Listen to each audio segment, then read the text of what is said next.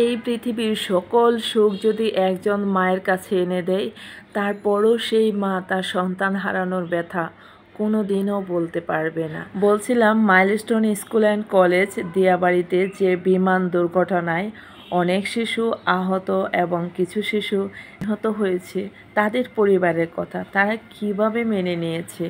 আমরা সামান্য একটু বাচ্চার জ্বর আসলে, একটু ঠান্ডা লাগলে কত অস্থির হয়ে যায়, বাচ্চারা কত কষ্ট পাচ্ছে, আর এটা চোখের সামনে ঝলসে যাওয়া দেখে কিভাবে তারা মেনে নেবে।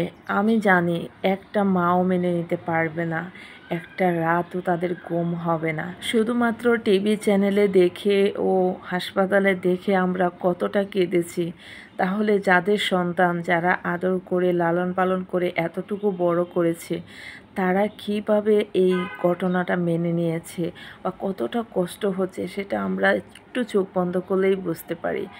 এবং একটা মায়ের কথা শুনেছি যে বাচ্চা মারার কথা শুনে সে নিজেও কার্ডিয়াক অ্যারেস্টে গিয়ে মারাছেন।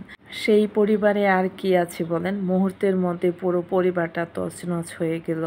আরও দেখলাম যে একই পরিবারে 3 ভাই বোন এই দুর্ঘটনায় মারা গিয়েছেন। তাদের পরিবার কিভাবে এটা মেনে নেবে? আল্লাহ, তুমি তাদেরকে ধৈর্য ধরার তৌফিক দান করো।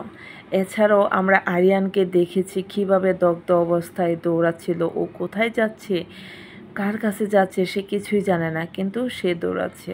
এছাড়াও আমরা দেখেছি যে কয়েকজন মা তাদের বাচ্চাকে আনতে গিয়ে নিজেরাই ঝলসে গিয়েছেন। ফুলের মতো নিষ্পাপ এই বাচ্চাগুলো অকালে একসাথে এতগুলো মানুষ চলে যাবে, এটা আসলে কারো কল্পনাই ছিল না। দীর্ঘ 1 সপ্তাহ পর আজকে মাইলস্টোন স্কুল খুলেছে, আর সব প্যারেন্টসরা এত বেশি উদ্বিগ্ন ছিল, মানে সবাই তাদের বাচ্চাদেরকে নিজে নিজে নিয়ে এসেছে, কারণ আজকের মতো গার্জিয়ান আমি অন্য কোনো দিন দেখি নাই।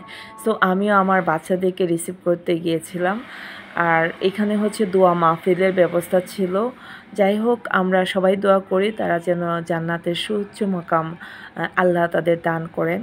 তো এই তো মেহেরিমা আর নাহিয়ানকে নিয়ে এসেছি। আর অনেকেরই প্রশ্ন যে দুইজন একই ক্লাসে পড়ে কিনা। হ্যাঁ, ওরা দুইজন একই ক্লাসে পড়ে, আর দুইজনের বয়সের গ্যাপ হচ্ছে 2 বছরের, মানে নাহিয়ানের 5.5, মেহেরিমা 3.5। তো ওদেরকে আসলে মেহেরিমা অনেক বেশি ইন্টারেস্টেড মানে স্কুলে যাওয়ার ব্যাপারে, প্রায় নাহিয়ানের সেম, তাই দুজনকে একই সাথে ভর্তি করে দিলাম। ওরা ওদের মতো করেই পড়ছে, আমরা কোনো প্যারা দিচ্ছি না। নাহিয়ান ও Meherima Milestone School and College Uttara 4 নম্বর সেক্টরের যে ব্রাঞ্চ, সেখানে পড়াশোনা করে। আর দিয়াবাড়ি ক্যাম্পাস হচ্ছে ওদের মেইন ক্যাম্পাস। এখানে প্রতি বছর বাৎসরিক ক্রীড়া প্রতিযোগিতা এবং সাংস্কৃতিক অনুষ্ঠান ওইখানে হয়ে থাকে।